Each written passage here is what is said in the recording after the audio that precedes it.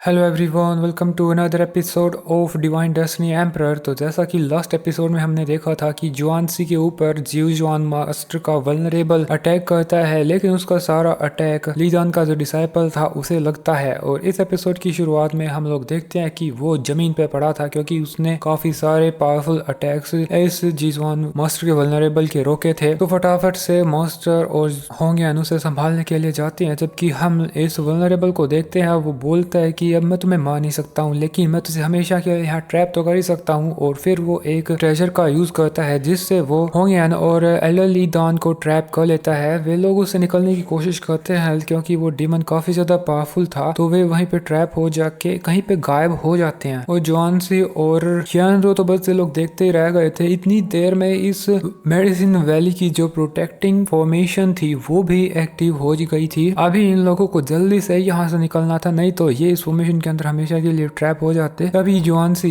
चू वू को देखता है। उसने उस पर अटैक करने की कोशिश जरूर करी थी, लेकिन फिलहाल के लिए वो उसे उठा लेता है, खुद के साथ ले जाने फिर लगा था। लेकिन तभी जुआनसी का पैर एक जगह पर लग जाता है जिससे उस जगह पे कोई अलग ही फॉर्मेशन एक्टिव हो जाते हैं और ये सभी वहाँ पे चले जाते हैं। अब ये लोग जिस जगह पे गिरे थे वो काफी ज्यादा स्ट्रेंज थी और इन्हें कोई भी आइडिया नहीं था कि वो कौन सी जगह है। यानरू भी पूछती है लेकिन इन्हें कुछ भी आइडिया नहीं था। खैर तभी चू भी यहाँ पे गिरता है और यानरू वो जुआनसी से पूछती है कि अटैक आप पे हो रहा था लेकिन उसका डैमेज चू को हो रहा था, ऐसा कैसे? तो वो मना कर देता है कि इसका तो मुझे भी नहीं पता, लेकिन उसे अच्छे से पता था कि ये सब बोन रिसरेक्शन पिल की वजह से हुआ था, जिसने उसे एक तरीके से एडिशनल लाइफलाइन दे दी थी। और उसे डाउट था कि इस पिल का असर और कितना होगा, क्योंकि अगर उस पे अटैक होगा तो इस चू की जान खामखा खतरे में आ जाएगी। खैर मेरे लिए तो अच्छी बात है, इसने मुझ पे पहले अटैक करने की कोशिश करी थी। तभी हम इस चू को देखते हैं, इसे होश आ गया था और वो जैसे ही जुआनसी को जिंदा देखता है तो वो काफी ज्यादा गुस्से में आ गया था। लेकिन फिलहाल वो काफी ज्यादा कमजोर था और उसे कुछ भी समझ में नहीं आ रहा था कि वो इतना डैमेज हुआ कैसे। पर फिलहाल वो कुछ नहीं कर सकता था। वो बोलता है कि ये सब तेरी वजह से हुआ, बता तूने मेरे साथ क्या किया। लेकिन जुआनसी बोल रहा था मैंने तो कुछ भी नहीं किया, लेकिन फिर भी वो बोल रहा था फिर मेरा यह हालत कैसे हुई। लेकिन फिर जुआनसी बता देता है क्या तुम्हें याद है वो व्हाइट बोन रिसरेक्टिंग पिल जो तुमने खाई थी, मुझे लगता है ये सब उसी की वजह से हुआ है। तो वो काफी ज्यादा गुस्से में बोलता है तो ये सारा पहले से ही तेरा प्लान था, तुम्हें पता था उसको लेने के बाद मेरे साथ क्या होगा। तो जुआनसी बोलता है मुझे कुछ नहीं पता था, एल्केमी काफी ज्यादा मिस्टीरियस है और वास्ट नॉलेज है, मुझे कैसे पता हो सकता है कि उस पिल का असर ऐसा होगा। मैं पहले से पता होता तो मैं तुम्हें वो मेडिसिन बिल्कुल नहीं देता। खैर चू ये सब सुन के खुद की बुरी किस्मत नहीं खुद को ही कूटने लगता है, मारता है थप्पड़। वो बोला था मेरी किस्मत ही खराब है। लेकिन जुआनसी के पलटने के बाद फिर यानरू उससे पूछती है कि लेकिन उस एलेक्सर ने उसे ही क्यों चुना। तो वो बताता है उसकी अपनी मर्जी। उसकी बात सुन के यानरू को चू पे थोड़ी सी हमदर्दी आ रही थी, वो तो बस एक ही बात सोच रही थी, बेचारा। खैर तभी चू उसके पास जुआनसी के पास आके बोलता है कि क्या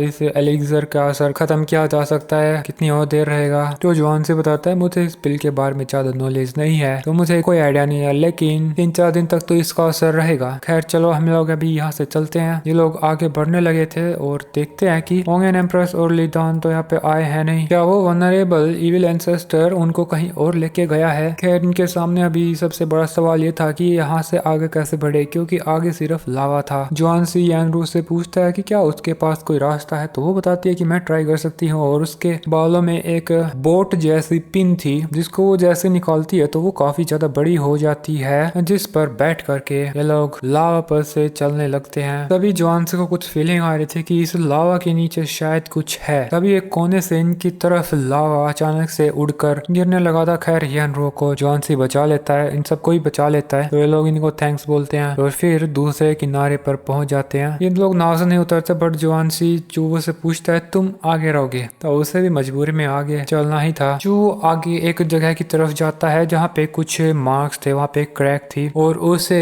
एक पिल की हल्की सी महक आ रही थी जो काफी टाइम से वहाँ पे रही होगी लेकिन अभी नहीं थी। वो थोड़ा और चेकिंग करके पता लगाता है कि ऐसा लगता है कि इस पिल की खुद की एक कॉन्शियसनेस है, लेकिन मुझे ऐसा लगता है कि उस पिल का कोई ओनर है जो उसे कंट्रोल कर सकता है। शायद इस जगह पर कोई रहता है, शायद कोई एंशिएंट अल्केमिस्ट। जॉन से उसकी सारी बातें सुन के बोलता है यहाँ पर मुझे छिपने की कोई जगह तो लग नहीं रही सिवाय एक के, और वो सीधा लावा को देखने लगता है। वो बोलता है शायद इसके नीचे कोई है। वो आगे क्या करना है उसके बारे में सोचने बिजी था, लेकिन दूसरी तरफ जो चूबू था वो प्लान बना रहा था कि अभी तक तो वो उसके साथ फ्रेंडली होने का नाटक करेगा, लेकिन जैसे ही उस बोन रिसरेक्शन पिल का असर खत्म होगा तो वो उस इविल इंसेस्टर को यहाँ दोबारा लेके आएगा और फिर हमारा प्लान सक्सेसफुल होगा। अभी वो जॉन-सी को बोलता है, सीनियर मुझे ऐसा लगता है हमें आगे बढ़ते रहना चाहिए, अगर हम ज्यादा देर करेंगे तो वो इविल इंसेस्टर हमें जल्द ही पकड़ लेगा। तो जॉन-सी फिर नाव से उतर जाता है और ये लोग आगे बढ़ना शुरू कर देते हैं। आगे बढ़ते बढ़ते ये लोग जा रहे थे, लेकिन पीछे से चूवू देखता है कि हाँ पिल का असर कम हो रहा है, लेकिन मुझे थोड़ा और इंतजार करना होगा। यहाँ पे वो ये सोच के परेशान था, अगर वो इविल एंसेस्टर आ भी जाएगा और जब जॉन-सी को मारेगा तो अगर वो उसकी पिल्स नहीं मरा तो क्या पता वो खुद उसे मार दे। उसके लिए दुश्मन और दोस्त एक समान है। ये सभी फिर आगे बढ़ने लग जाते हैं और आगे बढ़ते बढ़ते इनकी नजर एक कोने में जाती है जहाँ पर कुछ पिल्स रखी हुई थी, जो वो उन्हें देख के बताता है कि ये लाइटनिंग पिल्स हैं, जो कि लाइटनिंग बेस्ड कल्टिवेटर्स के लिए काफी ज्यादा हेल्पफुल होती है, जो उनको ब्रेक थ्रू में हेल्प करेंगी। तो ये सुन के येनरू